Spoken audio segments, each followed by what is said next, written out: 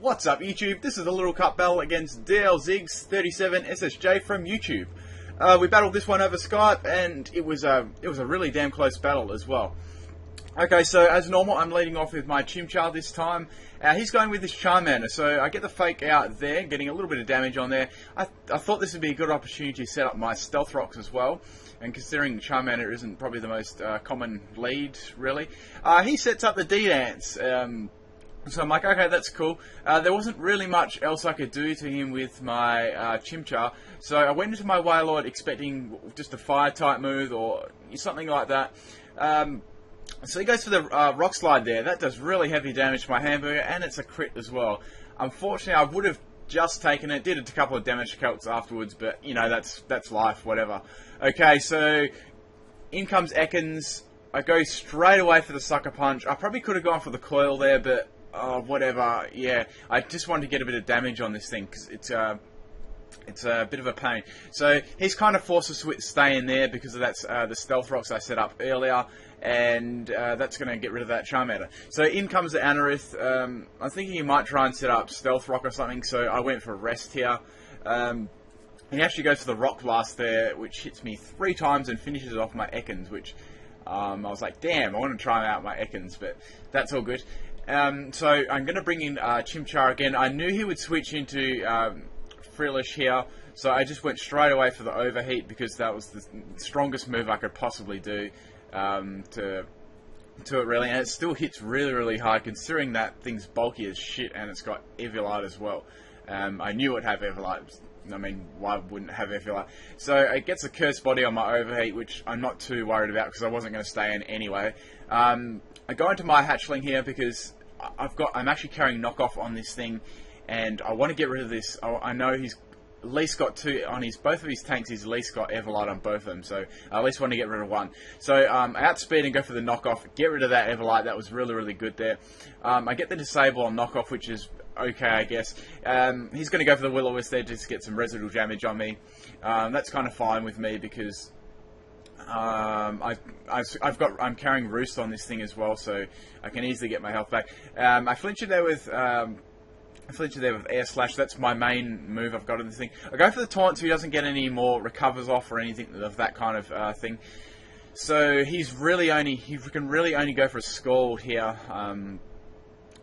Really, he can only go for Scald, and I've got Roost, and I know I can basically defeat him one-on-one. So, really he had no choice to go out into his Happiny here. I go for the Roost on his switch there. So I was going to go for the Knockoff here, but my Curse Body the Curse Body ability actually ran out on his Happiny here, on my Hatchling. So he knows that I'm going to go for another Knockoff, so he went back into his Frillish again. Which is cool. Get some more Stealth Rock damage and get a Knockoff, a little bit more Knockoff damage onto Frillish. So I get the Curse Body on Knockoff again. I mean, I'm like, damn. So I'm just going to spam Air Slash here because I want to get rid of this thing. It's a real big pain in the bum. It's just so tanky. So he's going to go for Skull straight away. He obviously wants to get rid of me as well. So I outspeed and go for the Air Slash, finally finishing off that Frillish. Crit didn't even matter at all there.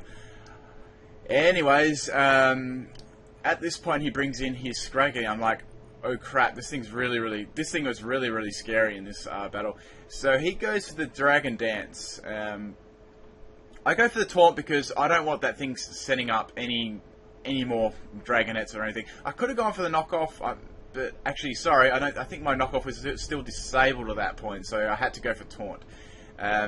I could have gone for Air Slash, but I know obviously he was carrying Drain Punch, so he just would have got his health back anyway, so there's no real point in me attacking him.